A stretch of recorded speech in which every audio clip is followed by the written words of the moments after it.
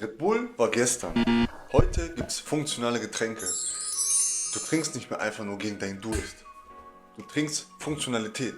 Zum Beispiel Drinks, die dich fokussierter machen, die dich wacher machen, die dich entspannter machen und vieles mehr. Drinks, die deinen Stress reparieren. Drinks, die deinen Darmflora reparieren, die deinen Stress senken, die dich entspannter machen, die mehr Energie liefern als ein Espresso. Und diese sollen sogar ohne den bekannten Kaffeecrash sein. Ist das möglich? Willkommen in der Welt der funktionalen Getränke. Hast du wahrscheinlich noch nie gehört, oder? Also für mich ist das Thema auch neu und gerade deswegen ist es so wichtig, jetzt nochmal ein Auge drauf zu werfen, weil das Ganze ist noch in den Kinderschuhen und wer weiß, was daraus noch so wird. Zuallererst reden wir über, was sind überhaupt diese komischen Getränke. Die sind einfach nicht nur dazu da, um deinen Durst zu stillen. Jedes Getränk hat seinen eigenen Zweck. Zum Beispiel ein Getränk könnte sein Energy and Focus, also zum Beispiel etwas mit Koffein, mit der Aminosäure L-Theanin, mit irgendwelchen Nootropikern, wie zum Beispiel Lion's Male, falls ihr das was sagt, die halt für Energie und Fokus bekannt sind. Auf der anderen Seite haben wir Relax and Mood, so nenne ich das einfach mal. Das sind zum Beispiel so Adaptogene, die man halt kennt, wie zum Beispiel CBD oder das bekannte Ashwagandha, was man ja so kennt. Und natürlich Magnesium, darf man ja an dieser Stelle auch nicht vergessen. Und die dritte Sparte wäre Gut and Health, also der Darm und die Gesundheit an sich. Und hier wären so Sachen gut wie Kombucha, Präbiotika und Probiotika. Präbiotika und Probiotika sind nochmal zwei verschiedene Sachen, deswegen verwechselt das nicht. Hersteller versprechen dir quasi Biohacking aus der Dose. Aber ist das überhaupt möglich? Ich meine, bei 3 bis 5 Euro pro Dose weiß man nicht, ob das jetzt möglich ist oder nicht. Und man muss auf jeden Fall auf die Rückseite gucken, um die magischen Tricksereien des Marketings einmal zu überprüfen und aufzudecken. Bekannte Namen sind hier zum Beispiel Red Bull und Monster, Nocco oder Nocco, ich weiß nicht, wie man das ausspricht. Dann gibt es noch, was Vitamine angeht, Vitamin Well, AG1 und Focus Water. Was Präbiotika und Darmgesundheit angeht, gibt es hier Super Pop, Xoxo Soda, Daily Gut und Lemonade. Deswegen, also es gibt schon ein paar Produkte, aber ich habe jetzt noch keine so im Handel wirklich gesehen. Wahrscheinlich sind das jetzt noch so eine kleine Nische, die noch klein ist. Wer weiß, was daraus wird. Ne? Während ich dieses neue Video schon drehe, mit 24 Stunden wie Usain Bolt leben, habe ich einfach im Kaufland sowas gesehen. Ich habe davon einfach hier geredet. Und plötzlich sehe ich das ganz spontan. Ich habe hier sogar eine Limited Edition abbekommen. Ja, von Super Pop. Einfach Zufall, so einfach so 2 Geschmacksrichtungen gut. Mal gucken, wie das schmeckt, ne? Sollen wir mal probieren? Sollen wir diesen Taste-Test machen? Das wird geknackt. Soll ballaststoffreich sein, zuckerfrei sogar, komplett. Es sieht aus, als hätte das irgendwas mit einer Kirsche oder so, ich weiß nicht. Guck mir mal kurz die Inhaltsstoffe. Junge, da ist einfach Apfelessig drin. What the fuck? Da sind Ballaststoffe drin, also Tapioca-Dextrin, keine süßen Stoffe, kein Zucker. Also eigentlich ein geiles Ding, ne? Sollen wir probieren? Let's go.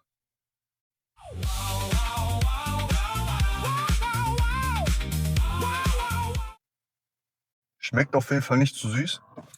Ist fruchtig, aber hat irgendwie einen eigenen Geschmack. Also man schmeckt auf jeden Fall dieses kirschige bisschen raus, beerig so.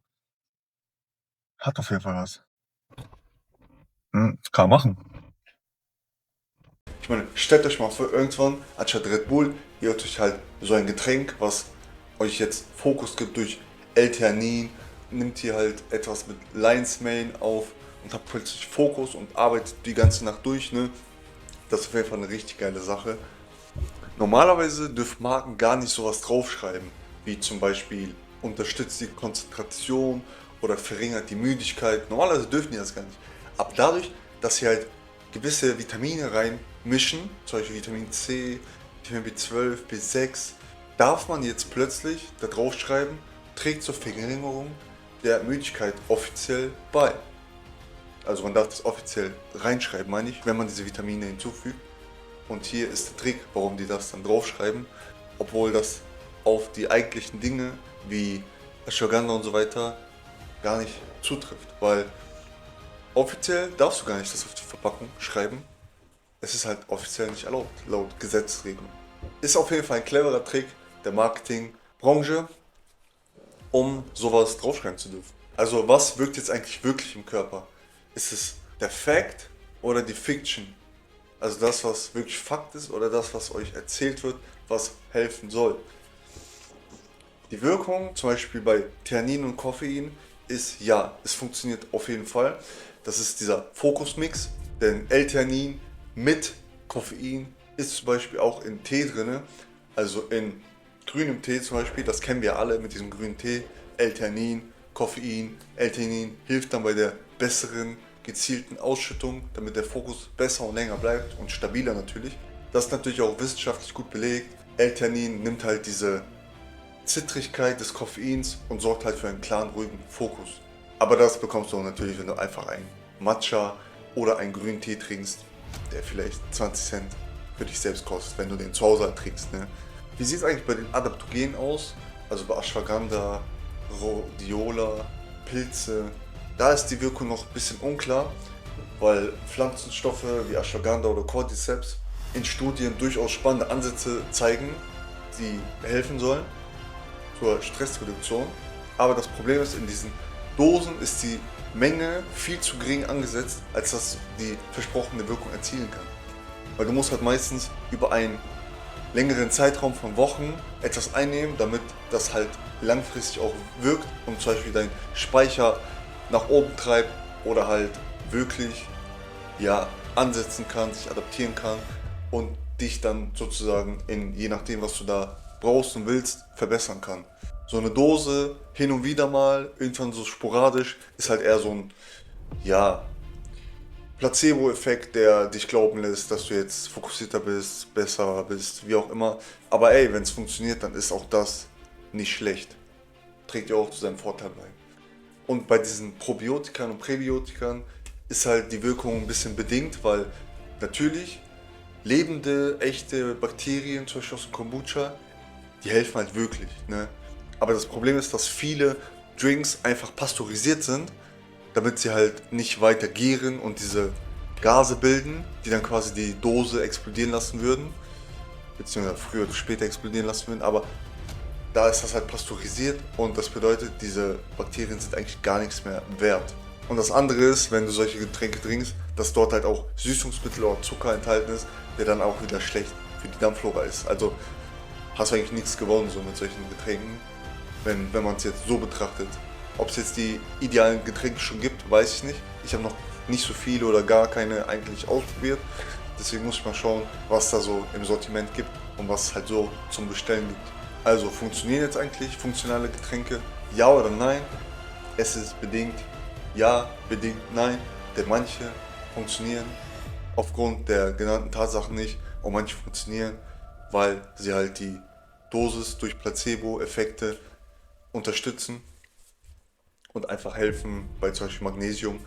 Wenn du jetzt Magnesium einmal nimmst und dadurch halt müde bist und schlafen gehst, dann ist es halt bedingt hilfbar für den Moment, wo du es trinkst, aber es wird jetzt nicht deinen Fokus langfristig erhöhen, wie zum Beispiel ein anderer Stoff, den du jetzt langfristig nehmen musst, weil erst dadurch dein Speicher von diesen Adaptogenen zum Beispiel hochgeht und dadurch gefüllt ist und du sozusagen dann erst diesen Stand des Fokuses halten kannst und erreicht hast. Diese Getränke sind auf jeden Fall ein geniales Marketing, gehyptes Produkt. Ey, wenn du Geld ausgeben willst dafür und es dir schmeckt, dann go for it. Aber erwarte keine Wunder dadurch, dass du die jetzt einnimmst. Kannst auch gleich weiterhin dein Red Bull trinken. Oder wer weiß, vielleicht wird auch sowas wie ein Red Bull oder muss jetzt auch nicht Red Bull sein, irgendeine andere Marke, wird jetzt bald etwas erweitert in diese Richtung gehen oder sogar einen großen Konkurrenten bekommen. Wer weiß. Habt ihr schon mal so einen Drink probiert oder hört ihr davon zum ersten Mal? Ich muss sagen, ich habe davor noch nie so darüber nachgedacht, aber als mir die Idee so kam, dann dachte ich mir, okay, krass, eigentlich ist das noch unberührtes Land. Also fast. Natürlich gibt es so Marken wie diese Nocco, die halt zum Beispiel BCAAs reinmischen, Aminosäuren reinmischen, die dann für ja, für allerlei gut sind, für Muskeltraining und allgemein für den Darm und so weiter. Aber so im Großen und Ganzen ist das noch voll unbekannt, ne? Oder? Was meint ihr? Schreibt mir gerne in die Kommentare, ob ihr schon mal sowas probiert habt. Und falls ihr irgendwelche Ideen habt für ein neues Video, gebt mir gerne Bescheid. Wir sehen uns beim nächsten Mal. Bis dann.